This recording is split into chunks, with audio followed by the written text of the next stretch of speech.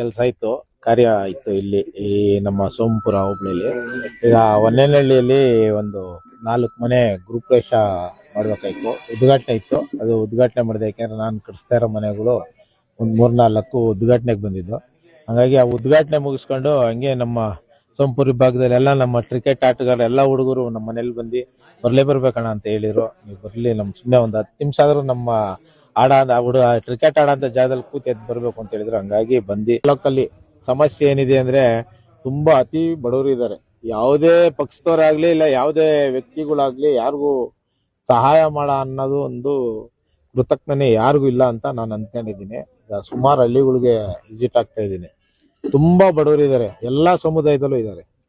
ಎಲ್ಲಾ ಸಮುದಾಯದಲ್ಲೂ ತುಂಬಾ ಬಡವರು ಇದ್ದಾರೆ. ಯಾರೋ ಒಂದು ನಾನು ಒಂದು 10 ಮನೆ ಕಟ್ಟೋದಕ್ಕೆ ಅವರು ಒಂದು ಮನೆ ಯಾರಾದ್ರೂ ಒಂದು ದೊಡ್ಡ ವ್ಯಕ್ತಿಗಳು ಕಟ್ಸ್ಕೊಳ್ಳಿ ಅನ್ನೋದಕ್ಕೆ ಒಂದು ನಾನು ಆಸೆ ಪಡ್ತೀನಿ.